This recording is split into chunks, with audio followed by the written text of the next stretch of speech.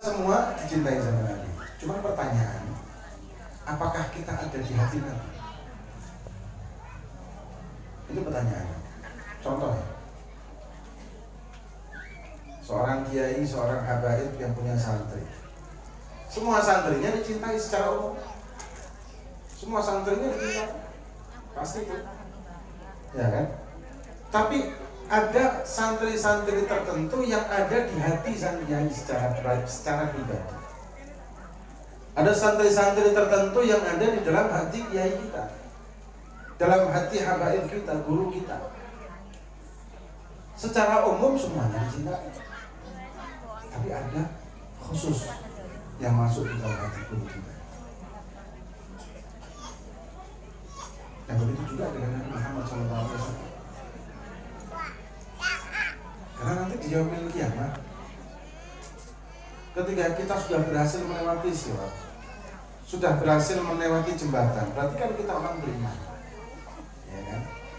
Lolos kita dari neraka jahanam, sudah melewati ketepian. Dan kemudian di situ ada telaga Kautsar yang sebelum masuk ke surga minum ke telaga tersebut, yang diceritakan dalam riwayat barang siapa yang meminumnya la yadma' ba'dahu abadan. Tapi minumnya ini macam-macam orang. Dan Nabi ada di tepiannya. Ada yang minum sendiri, nyedok sendiri, dan Nabi kelihatan jauh. Ada yang dicidukno sama Nabi, kemudian gelasnya dikasihkan kita. Ada yang dicidukno diminumkan. Bahkan ada yang langsung dari tangannya Nabi Muhammad SAW hingga menyentuh kepada bibir kita, tangan mulia beliau. Semuanya dicintai sama Nabi, tapi ada kekhususan. Ada orang-orang yang ada di hati Nabi. Nah, bagaimana caranya supaya kita ada di hati Nabi? Bagaimana caranya supaya kita ada di hati Nabi Muhammad SAW? Seperti para aulia, para ulama, seperti Imam Habib Abdullah Haddad yang qasidahnya jadi ingkira zurtum bima raja'tum ya akamal khalqi manakum, dijawab sama Nabi. Ketika Habib Abdullah bin Amir Haddad sahibul ratib yang cintanya sama Nabi sudah tidak perlu dibicarakan lagi, sudah luar biasa. Ziarah ke kanjeng Nabi dan beliau dari Tarim, dari Hawi. Ziarah ke Madinah, kemudian setelah selesai beliau mau pulang merasa berat untuk pulang, meninggalkan Nabi. Beliau berqasidah, beliau bersyair di depan makam Nabi. Ingila zurtum bima raja'tum ya akramal khalqi ma nagum. Spontan Nabi jawab, ada suara dari makam Nabi, Gulu raja'na bi kulli khairin wa istama'al farqu wal usul. Jadi apa ya? Ketika seseorang itu ada di hati Nabi, langsung Nabi jawab. Ada Al-Imam Ar-Rifai yang ziarah sama murid-muridnya, kemudian ketika itu beliau mengatakan, ya Rasulullah, mujadaika ya Rasulullah, ulurkan tanganmu wahai Nabi. Keluar tangan Nabi, dicium sama beliau dan dicium oleh santri-santri yang sebelumnya beliau. Langsung Al-Walid Habib Alwi beberapa tahun sebelum beliau wafat, sebelum beliau wafat kurang, kalau tidak salah kurang beberapa bulan, tahu-tahu ada orang dari Madinah, tidak kenal, ada orang habaib dari Madinah, cari-cari, dia ceritanya begini, dia mimpi sama Nabi beberapa kali.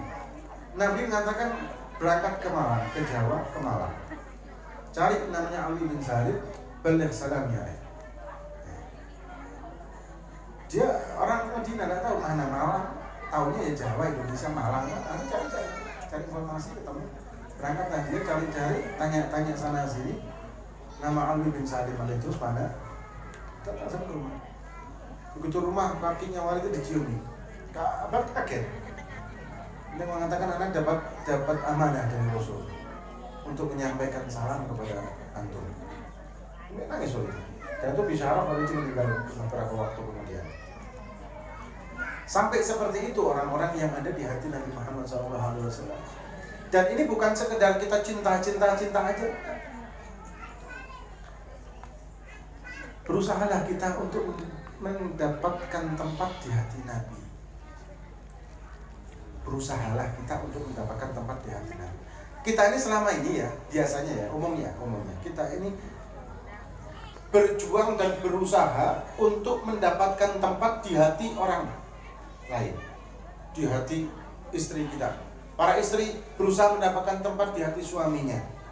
Para sahabat supaya dapat tempat di hati sahabatnya.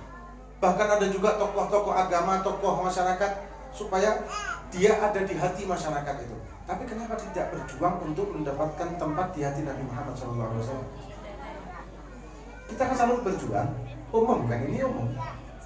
Kita selalu berjuang untuk mendapatkan tempat di hati orang yang kita cintai, baik itu istri, suami, anak, orang tua, saudara, sahabat. Tapi kenapa kita tidak berjuang untuk mendapatkan tempat di hati Nabi? Kita bingung ketika kita tahu orang yang kita cintai ini tidak cinta sama kita. Kita menjadi galau kalau bahasa anak muda saya ini. Ketika kita tahu ternyata orang yang selama ini kita cintai ternyata bertepuk sebelah tangan gitu rasanya. Ya, ternyata tidak ada kita di hati dia. Kita menjadi galau, menjadi stres, menjadi sumpah dan sebagainya. Dan kita sering khawatir orang yang kita cinta ini tidak ada kita di hati dia. Kita selalu khawatir bahwa kita akan dibuang dari hatinya. Juga kita berusaha untuk menyenangkan dia dengan apapun caranya. Bahkan hal-hal yang haram pun kita lakukan demi kita tetap mendapatkan tempat di orang tersebut. Tapi apakah kita pernah berpikir, apakah pernah kita ini panik atau kita ini takut kita tidak ada di hati Nabi Muhammad SAW? Padahal ketika kita sudah ada di hati Nabi, ini kenikmatan yang luar biasa, ini sudah puncak dari segala puncak. Kenikmatan ketika cinta sama Allah dan Rasul, kenikmatan yang tidak ada bandingannya. Rasa cinta kepada Allah dan Rasul tidak ada bandingannya. Ketika sudah tenggelam dengan cinta tersebut, maka semua hal apapun itu tidak ada artinya. Dunia seisinya kalau artinya sama sekali. Ketika kita